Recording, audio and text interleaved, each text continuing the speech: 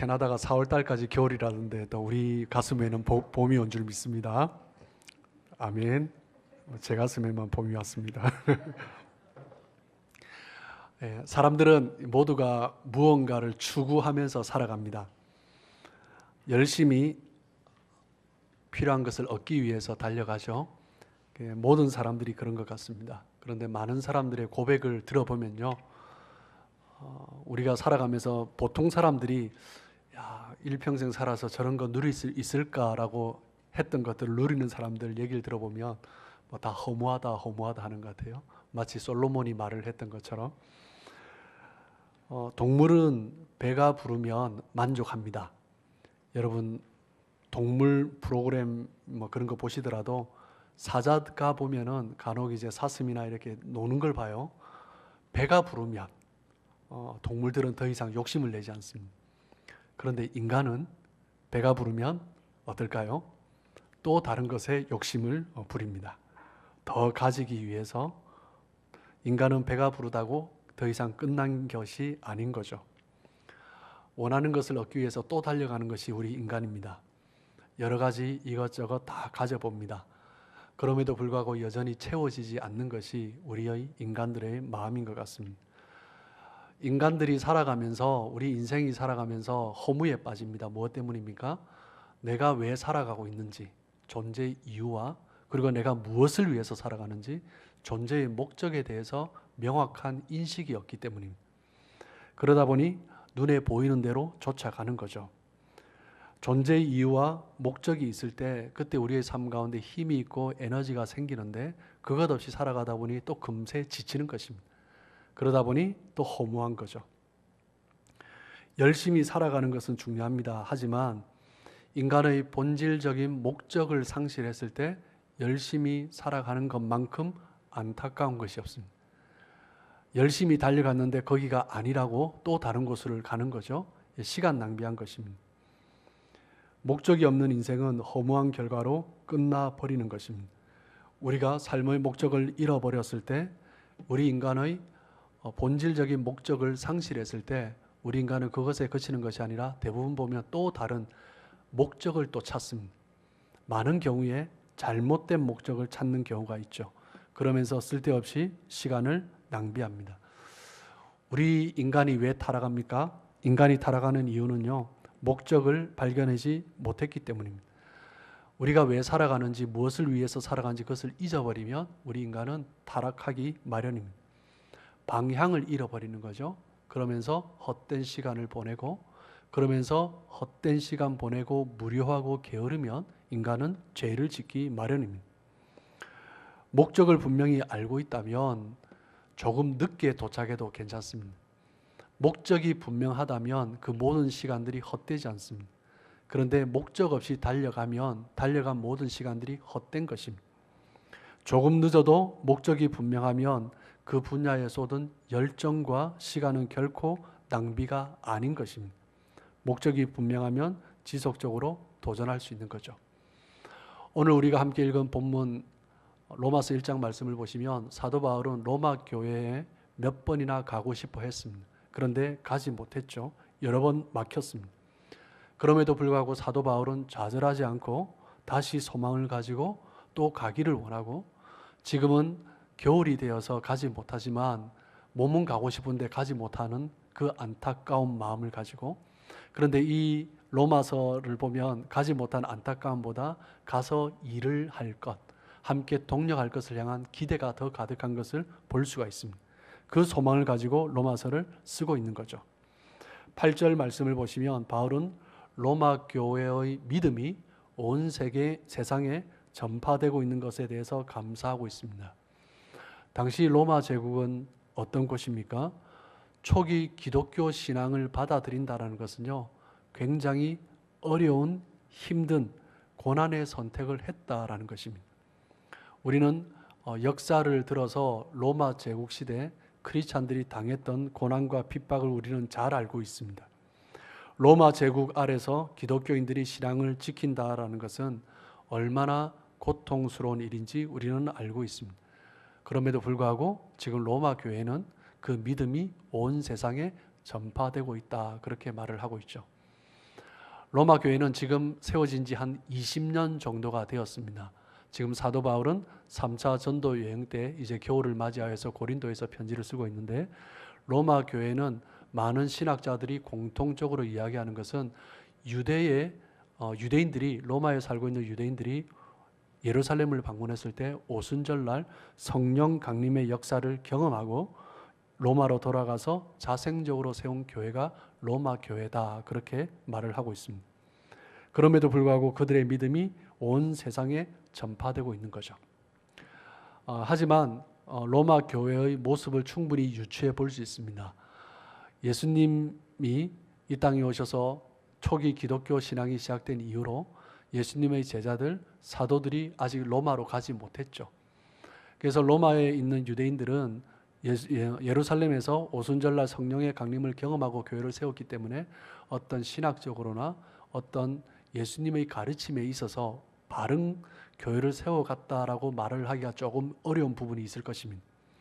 그렇기 때문에 로마 교회는 훈련받지 못한 교회였고 충분히 예수님의 가르침 가운데 세워지지 못한 교회였습니다. 그렇기 때문에 사도 바울은 그들을 먼저 견고히 세워야 했다라는 것을 그렇게 설명을 하고 있는 것입니다. 11절 말씀을 보시면 바울은 하나님이 주신 신령한 은사들, 영적인 축복들을 로마 교회 성도들에게 함께 나눔으로 말미암아서 그들을 견고하게 세우고 싶은 마음이 간절했던 것을 우리는 볼 수가 있습니다. 오늘의 메시지는 견고함, 이 부분에 대해서 초점을 맞출 필요성이 있을 것입니다. 바울은 당시 세계 중심 로마에 있는 성도들과 함께 아름다운 동력을 하고 싶어 했습니다. 당시 땅끝이라고 여겨졌던 서바나 선교를 위하여서 로마 교회 성도들과 함께 동력하기를 원했습니다. 그런데 동력을 하려고 하면 그들이 먼저 복음 가운데 굳건히 세워져야 하는 거죠.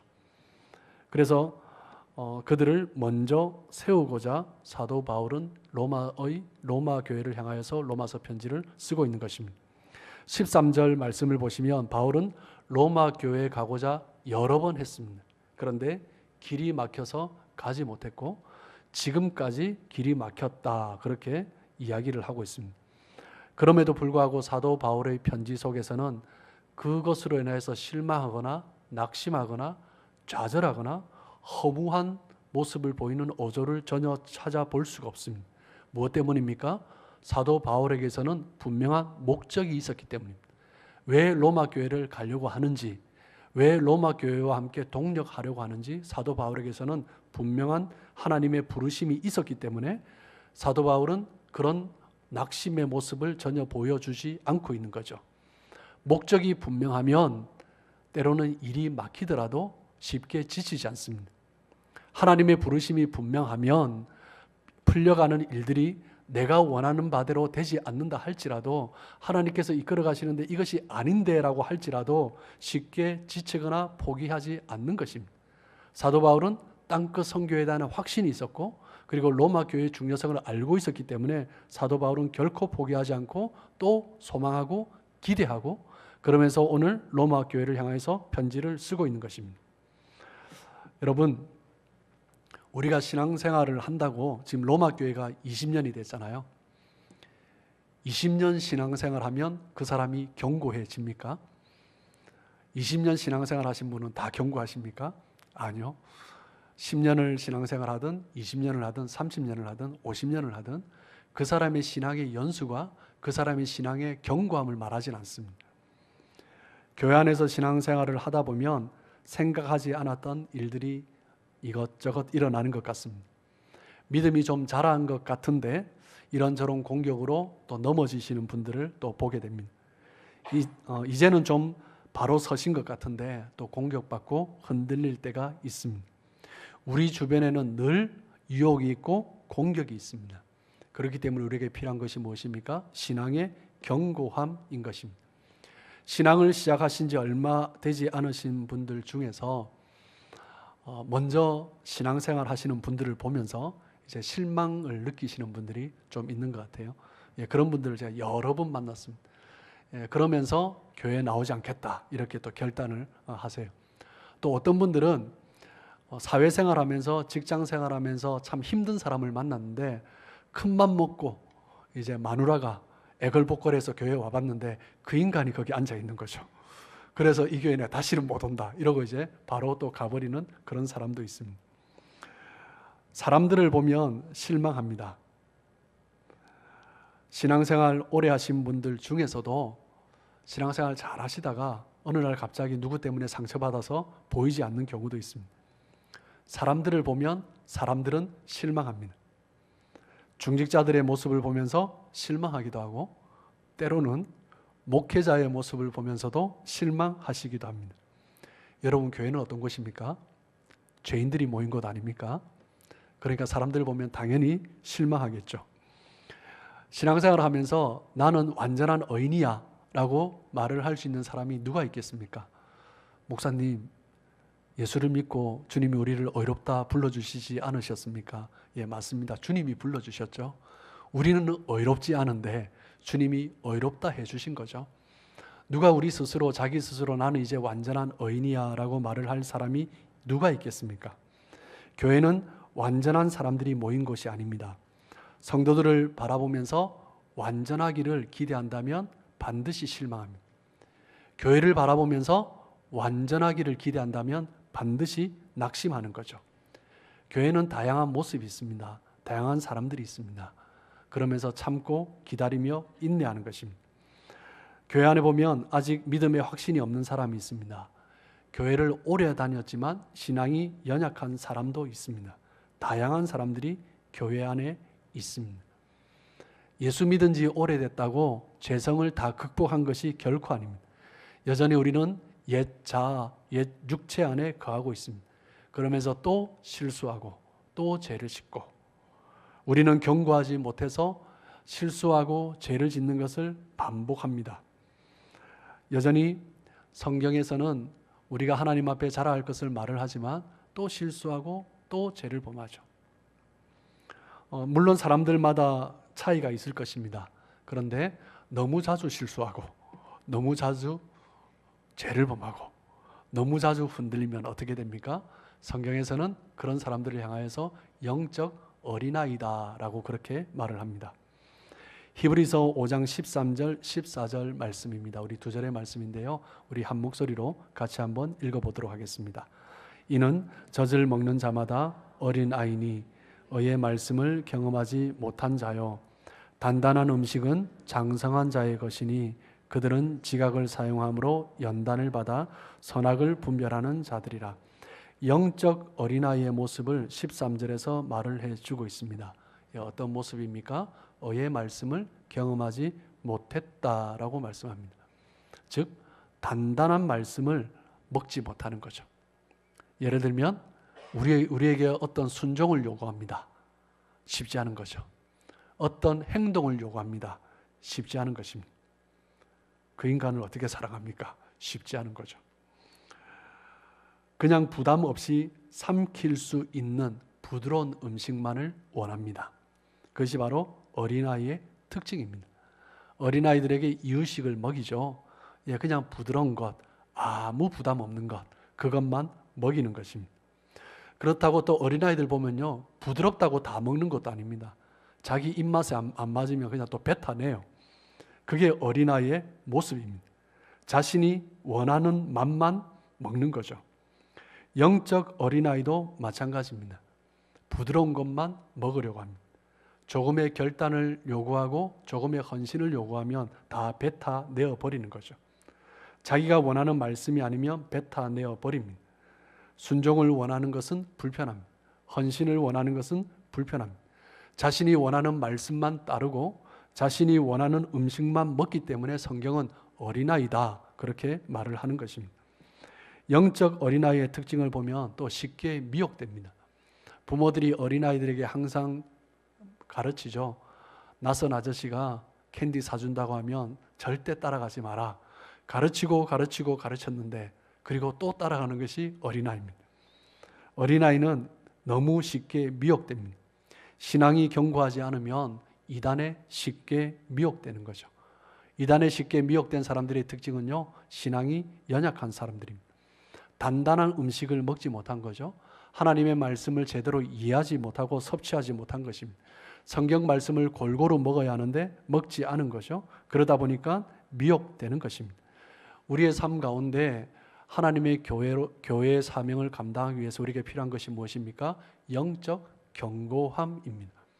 사도 바울이 지금 로마 교회를 향하여서 견고함에 대해서 요청을 하고 있는 거죠. 하나님의 복음을 함께 동력함이 있어서 필요한 것은 무엇입니까? 영적 어린아이의 모습으로서는 그 사명을 감당할 수가 없는 것입니다. 우리가 영적으로 견고하기 위해서는 어떻게 해야 합니까? 첫 번째, 영원한 것을 붙들어야 합니다. 성경에 보면 영원한 것에 대해서 딱 두 가지를 말씀합니다. 무엇입니까? 하나님과 하나님의 말씀입니다. 그것만 영원합니다. 영원한 것은 두 가지밖에 없습니다. 그러므로 우리의 삶의 목적은 반드시 하나님에게서 시작되어야 하고 하나님의 말씀 위에 서 있어야 하는 것입니다. 하나님 안에 우리의 모든 것, 우리의 삶의 이유와 삶의 목적을 발견할 수 있어야 합니다. 하나님이 없이 행하는 것은 무의미한 것입니다. 하나님 말씀 없이 우리가 행하는 것은 다 헛된 것일 수 있는 거죠. 하나님을 잃어버리면 인생의 목적을 잃어버린 것이고 인생의 모든 것을 잃어버린 것입니다. 성경에서는 뭐라고 말을 합니까? 모든 것의 이유 대신 그리스도를 붙드는 것이 영원한 것을 붙드는 것이다 라고 말씀을 하고 있습니다. 로마서 1장 8절 말씀을 보시면 먼저 내가 예수 그리스도로 말미암아 너희 모든 사람에 관하여 내 하나님께 감사함은 너희 믿음이 온 세상에 전파됨이로다 라고 말씀합니다.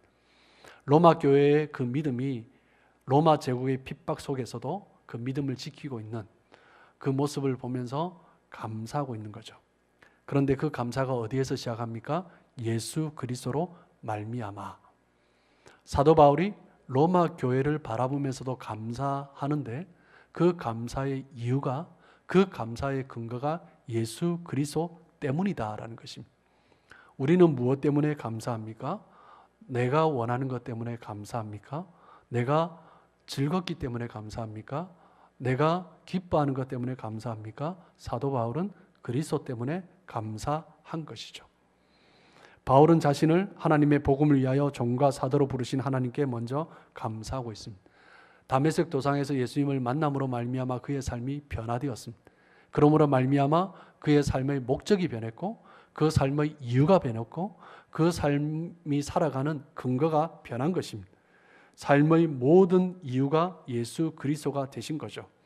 그리스도인이란 어떤 사람입니까? 삶의 모든 이유가 예수 그리스도인 사람, 그 사람이 바로 그리스도인인 것입니다. 내가 살아가는 의미와 내가 살아가는 이유와 내가 살아가는 목적이 예수 그리스도인 사람, 그 사람이 바로 크리스찬인 것입니다. 그리고 두 번째, 우리가 영원한 것을 붙들어야 할 때 오늘 성경에서는 뭐라고 말을 합니까? 하나님 뜻을 붙들어야 한다. 하나님의 뜻 안에서 나아가라 라고 말씀을 하고 있습니다. 1장 10절 말씀입니다. 어떻게 하든지 이제 하나님의 뜻 안에서 너희에게로 나아갈 좋은 길 얻기를 구하노라. 하나님의 뜻 안에서 나아가는 거죠.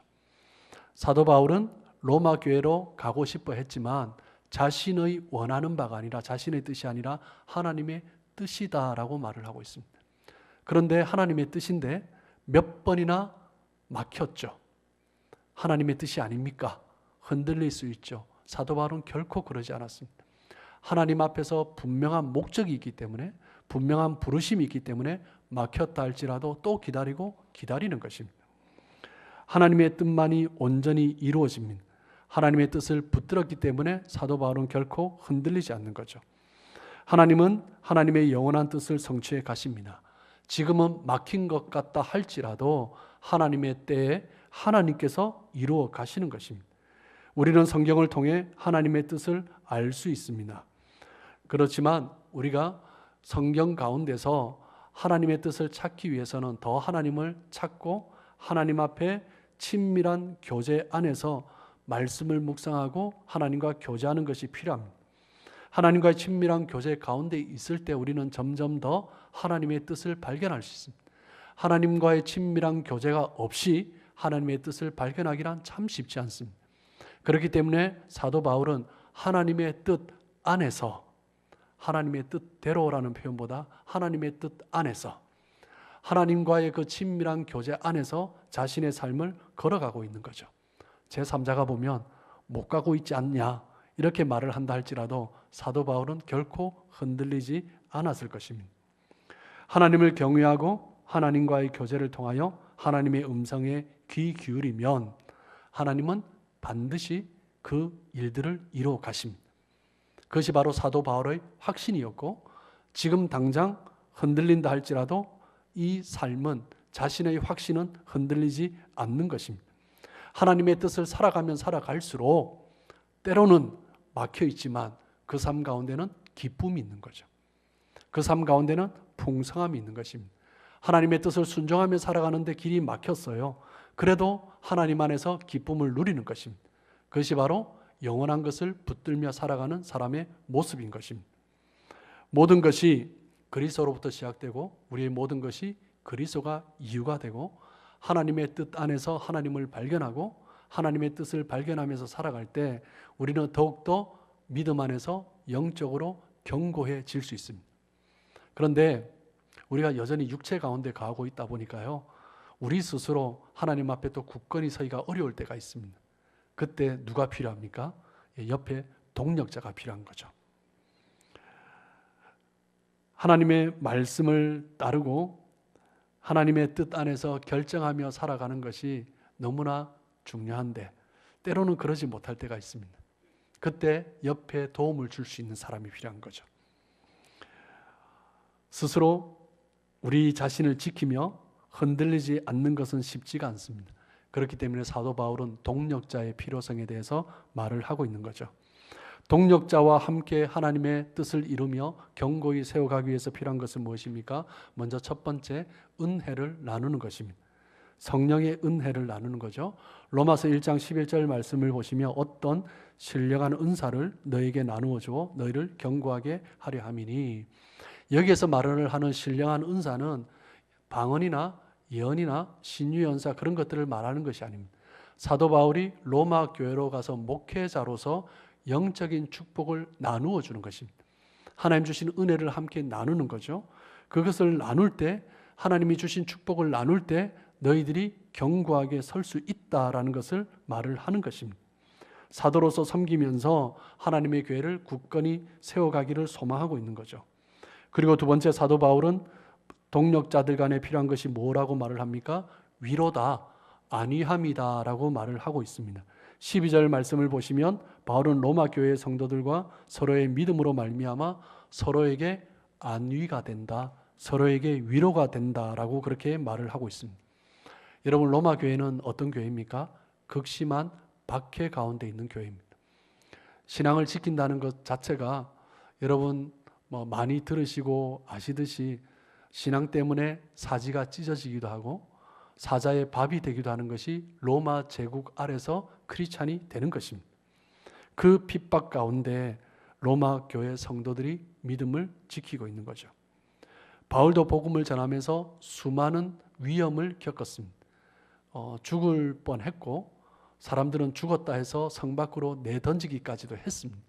그런데 동료들이, 형제들이 기도하면서 깨어났던 그런 기적도 있죠. 수많은 고통과 수많은 어려움들을 지냈습니다. 그런 사람에게 사도 바울이 자기에게 필요한 사람을 찾고 있는 거죠. 어떤 사람요? 나에게 안위가 될 사람이 필요하다라고 말을 하는 거죠. 내가 너희 로마 교회를 갔을 때 내가 너희에게 안위가 되었으면 좋겠다. 너희들이 그렇게 고통 가운데 핍박 가운데 예수 그리스도를 믿고 있는데 내가 격려하고 세워주고 싶다. 그리고 너희들이 그렇게 서 있는 모습을 보면서 나도 안위함을 받았으면 좋겠다. 그렇게 지금 로마 교회에 편지를 쓰고 있는 것입니다. 은혜를 받았는데 금방 시험에 드는 사람이 있습니다. 열심히 헌신하며 섬기고 있는데 갑자기 어려움에 빠지는 사람이 있습니다. 그분들의 특징은 무엇입니까? 대부분의 경우 관계의 문제가 있습니다. 서로 위로하고 서로 은혜를 나누며 세워가야 하는데 그러지 못한 거죠. 하나님도 삶 위의 관계 속에서 하나님의 구속 사역을 이루어 가고 계십니다. 하나님은 삼위의 관계뿐만 아니라 하나님의 백성들을 세우셔서 백성들과 함께 그 일들을 이루어 가십니다. 지지난 수요 예배 때도 말씀드렸지만 하나님께서 보혜사 성령님을 보내주셨는데 우리와 동력하기를 원하셔서 그리고 우리를 돕기 위해서 보내셨습니다. 보혜사는 헬라어로 파라클레토스, 돕는 자, 위로하는 자라는 뜻입니다. 하나님은 사람을 세우시고 그 사람과 함께 일하기를 기뻐하십니다. 우리가 지금 어떤 사람을 만나고 있는가, 우리의 교제권이 지금 어떤가, 그것을 한번 되돌아볼 필요성이 있습니다. 나는 지금 은혜를 나누고 있는 교제권 가운데 있는가? 나는 주님 안에서 안위가 되는, 위로가 되는 그 교제권 가운데 생활하고 있는가? 나는 지금 어떤 사람들과 만나고 있는가? 그 만나는 사람이 나 자신의 삶의 방식인 것입니다. 우리에게는 영적인 교제를 나누는 사람이 필요합니다. 하나님 안에서 은혜를 나누는 사람이 필요합니다. 그런 사람을 만나야 됩니다. 그럴 때 우리가 영적으로 견고해질 수 있는 것입니다. 긍정적인 에너지를 주는 사람을 만나야 합니다. 그럴 때 우리가 함께 신앙생활하며 서로에게 위로가 되는 거죠. 때로는 어렵고 힘들지라도 긍정적으로 믿음 가운데 굳건히 서 있는 그 사람들, 때로는 내 마음이 흔들리지만 함께 서 있는 것을 보면서 함께 안위가 되는 것입니다. 데살로니가전서 3장 8절 말씀입니다. 그러므로 너희가 주 안에서 굳게 선즉 우리가 이제는 살리라. 너희들이 서 있는 모습을 보면서 내가 이제 살 것 같다. 이것이 바로 공동체의 모습인 거죠. 서로가 서로를 세워가는 것입니다. 서로가 말씀으로 힘을 얻고 말씀으로 서로를 위로하고 말씀으로 서로를 세워가는 것입니다. 주님 앞에 흔들림 없이 서 있는 그 모습을 보면서 또 내가 서 있는 그 자리에서 다시 한번 굳건히 서기를 결단할 수 있는 거죠. 서로를 성숙시키는 관계가 필요한 것입니다. 이런 관계, 주님 안에서 그런 만남을 많이 가지시는 여러분들 되시길 주님의 이름으로 축복합니다. 그리고 우리가 영적으로 견고하기 위해서 동력자와 함께했던 영적인 견고함을 세워가기 위해서 세 번째 필요한 것이 무엇입니까? 감사하는 것입니다. 바울은 로마 교회에 가고 싶었지만 막혀서 가지 못하고 있습니다. 지금도 또 겨울이 와서 또 가지 못하고 있습니다. 그럼에도 불구하고 사도 바울은 가지 못하니까 편지를 써서 로마 교회의 성도들을 견고히 세워가고 있습니다. 편지 서두에 자기 자신을 소개하고 그런 다음 1장 8절부터 이제 감사하면서 편지를 쓰고 있죠. 로마 성도들에게 감사의 인사를 전하고 있습니다. 내가 예수 그리스도로 말미암아 너희 모든 사람에 관하여 내 하나님께 감사함은 너희 믿음이 온 세상에 전파됨이로다. 사도 바울은 로마 교회 성도를 생각하면서 하나님 앞에 감사하고 있습니다. 그들의 믿음이 온전히 전파되고 있는 것을 보면서 얼마나 기쁜지. 사도 바울은 로마 교회 성도들을 아직 한 번도 만난 적이 없습니다. 그럼에도 불구하고 그들에게 편지를 쓰면서 기쁨으로 그 마음을 전달하고 있는 거죠. 로마 제국의 수도에서 그 환난과 핍박과 어려운 가운데서 믿음을 지키는 그 성도들, 그리고 옥에 갇히면서 수많은 고문과 어려움을 당하면서도 믿음을 지키고 있는 그 성도들을 보면서 감사하면서 얼굴들을 한 번도 본 적이 없는 성도들에게 편지를 쓰고 있는 것입니다. 우리가 누군가를 바라볼 때 그 사람이 신앙적으로 얼마나 견고한가 여러 가지 볼 수 있겠지만 어떤 중요한 것이 하나 있습니다. 그것은 뭐냐면 감사입니다. 그 사람이 얼마나 신앙적으로 견고한 사람인가, 그 사람이 얼마나 감사를 많이 하는 사람인가. 하나님을 믿는 사람과 하나님을 믿지 않는 사람들의 차이가 무엇입니까? 감사입니다. 어떤 상황 가운데서도 감사하고 하나님의 뜻을 발견할 수 있는 삶, 부족한 것보다 없는 것보다 하나님 주신 것으로 만족하고 또 하나님께서 친히 이끌어 가실 것을 바라보면서 감사하는 삶, 그것이 우리 믿는 사람에게 필요한 것입니다. 여러분, 언제 우리가 서로를 세워줄 수 있습니까? 서로에게 감사할 때입니다. 하나님으로 말미암아 우리는 함께 감사를 나누어야 합니다. 지난 1년을 돌아보면 참 감사한 일들이 많습니다. 우리 장로님들, 집사님들, 권사님들, 우리 성도님들, 우리 청년들까지, 우리 어린 아이들까지, 제가 주일날 때로는 마음이 무거우면 어린 아이들이 제 방에 와서 막 같이 놀아줘요. 그러면 얼마나 또 회복이 되는지 몰라요. 그리고 제가 또 육신이 지치고 어렵고 그럴 때 우리 성도님들이 얼마나 또 사랑을 많이 베풀어 주시는지 돌아보면 참 감사하고 기쁜 일들이 참 많습니다. 그리고 지나간 일들을 하나하나 돌아보면 얼마나 감사할 것이 많은지 그냥 지나가면 잊어버려요. 그런데 돌아보니까 한 분 한 분 생각해 보니까 얼마나 감사한 게 많은지 모릅니다. 우리는 감사로 서로를 세워가야 합니다. 감사할 때 또한 내가 감사할 수 있고, 감사할 때 그 사람이 세워질 수 있는 거죠. 감사할 줄 안다는 것은요, 무엇이든지 먼저 긍정적으로 볼 수 있다라는 것을 뜻하는 것입니다. 감사한다라는 것은 무엇보다 겸손하다라는 것을 뜻하는 것입니다. 감사한다라는 것은 상대방의 능력이나 수고나 공로를 인정하는 것입니다. 그리고 무엇보다 하나님께 감사한다라는 것은요, 모든 것의 근원이, 모든 것의 주권이 하나님께 있다라는 것을 인정하는 것입니다. 직접적으로든 간접적으로든 결국 하나님께서 모든 일을 감당하신다라는 것을 믿는 거죠. 그래서 우리는 감사해야 되는 것입니다. 그렇기 때문에 감사한 삶이 하나님 앞에서 더욱더 믿음 가운데 굳건히 설 수 있는 것입니다. 그런데 우리가 감사하지 못할 때가 언제입니까? 눈앞에 있는 현실이 어려울 때입니다. 눈앞에 있는 현실이 너무 크게 보일 때입니다. 눈앞에 있는 현실이 보기에 만족이 없을 때입니다. 그때 불평, 불만의 원인이 되는 거죠. 아무리 유능하고 열심히 있어도 감사할 줄 모르고 불평, 불만, 비판을 일삼는 사람은 교회를 위해서라는 말을 하지만 교회에 때로는 어려움을 가져다 주는 것입니다. 믿음의 사람은 눈앞에 있는 현실을 보는 사람이 아니라 하나님께서 이끌어 가실 일들을 바라보는 것입니다. 바울은 수 없는 고통의 시간들을 보내었습니다. 그리고 몇 번이나 로마로 가려고 했습니다.